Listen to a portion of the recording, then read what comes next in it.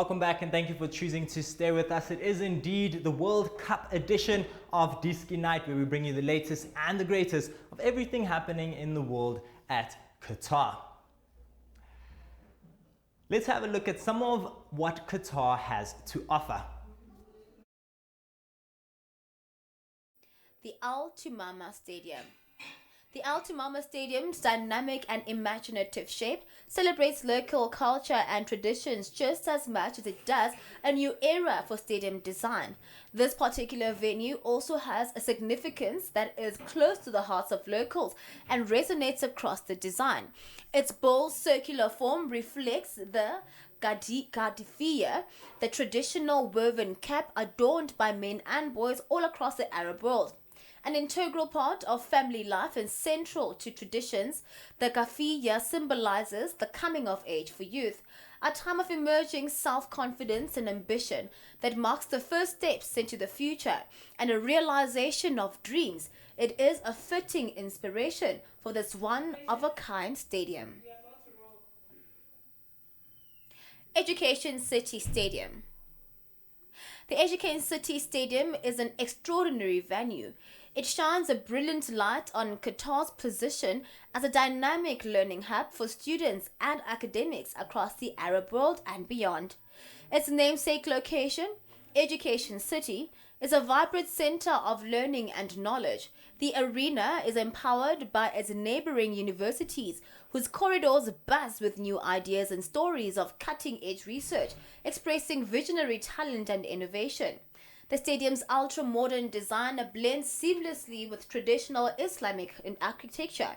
On the exterior, triangles create complex diamond-like geographic patterns that sparkle as the sun moves across the sky. At night, a digital light illuminates the facade, giving fans a remarkable surprise performance. Khalifa International Stadium. The Khalifa International Stadium has hosted a long list of momentous sporting events since its inauguration in 1976. In fact, rarely is football or athletics mentioned in Qatar without referring to this venue. Naturally, the stadium receives a complete refit for the FIFA World Cup 2022 as a reward for its long-standing service. On reopening in May 2017, it played host to the Amir Cup final, the club football event close to the hearts of Qatar. The stadium's magnificent dual arches were always its most recognizable features. These remain intact, but now feature a wide canopy stretched across or below them. This complements the stadium's cooling system to maintain a comfortable temperature for players and fans alike. As we jump forward, we're going to look at some of the Group D final standings. France had 6 points, Australia had 6 points, Tunisia had 4 points, and Denmark were left with 1. Despite defeat to Tunisia in their final group game, France finished a group winners and will now face Poland on Sunday. If you look at the groups on your screen, indeed all 3 matches have been played. And as you can see, France at the top, Australia second, Tunisia third, and Denmark in fourth. Goal difference does become an important part of the group stages. As you can see, France sitting comfortably with goals from Olivier Giroud and Mbappe. Meanwhile, Australia's 1-0 win over Denmark secured their spot in the last 16 as Group D runners-up and knocked Tunisia out of the World Cup. Australia will face Argentina next round on Saturday. Group E state of play. Spain are currently on 4 points, Japan have 3 points, Costa Rica have 3 points, and Germany have 1 point. You can have a look at this on your screen as 2 matches have been played apiece for all the teams. Currently, Spain are coming off a draw and are sitting comfortably on 4th points, Japan in 2nd, surprising many, with Costa Rica in 3rd and Germany coming in 4th. Definitely a shock there. The night of the game will definitely be Costa Rica versus Germany as the 4-time champions hope to come and claw back and show why they are indeed 4-time champions. Costa Rica and Germany will play each other. Spain versus Japan will play each other later tonight. 9 o'clock is when the matches are set to kick off in Group E, and it is definitely going to be an exciting one. This is going to go down to the wire. Germany may still be bottom of the group, but their position in terms of the last 16 qualification improved remarkably on Sunday, courtesy of Costa Rica's surprise win over Japan and their own comeback draw with Spain. But Germany still have plenty to do. First, they must beat Costa Rica. Anything less and they will be knocked out. Second, they must hope Spain, who themselves are not yet through and still need a point to guarantee qualification, beat Japan. A win for Germany and a draw for Japan would see them finish on level points and qualification decided on goal difference.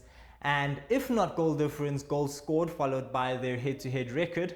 Phew, this sounds like a Bafana story. But hey man, we hope Germany can do the most. As for Costa Rica, a draw against Germany will be enough for their progression if Japan lose.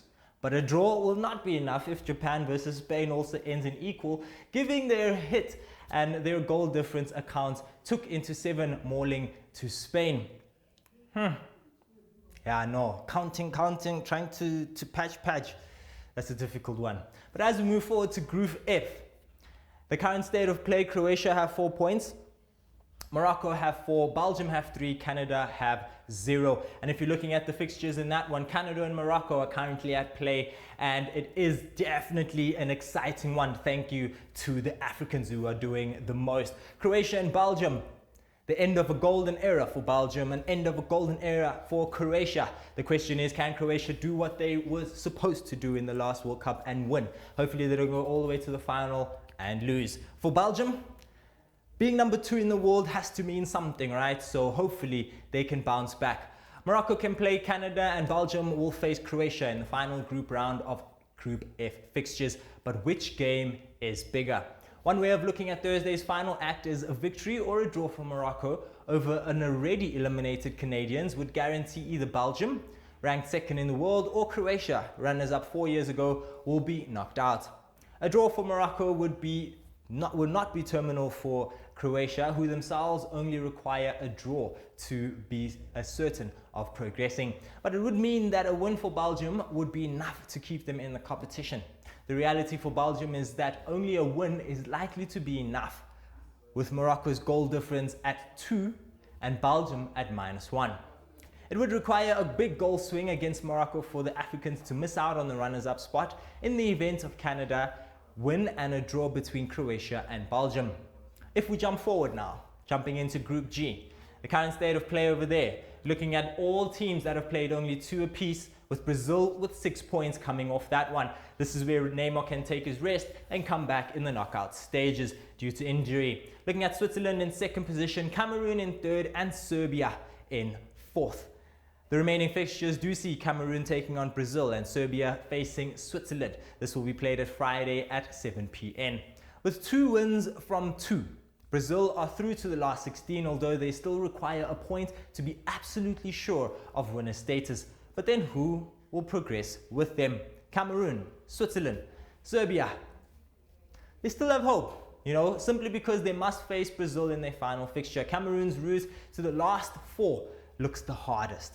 But like they said, a win against Brazil should be enough for qualification if Switzerland reach 4 points with a draw against Serbia. So as long as the draw is a low-scoring encounter, Cameroon's current goal difference is -1. Switzerland is level, but Cameroon have scored more goals and provided Cameroon do not shock on Friday. It is indeed going to be an exciting round of fixtures tonight, and we are excited to see what is going to happen with all the fixtures and all the results. Thank you for staying tuned and being with us as we bring you all the latest and the greatest in terms of what is happening in Qatar. Make sure you interact with us on social media. It is at Soweto TV, #DN 2022 World Cup. My name is Malwandla Hlekane. They call me the Sports Don. Signing out.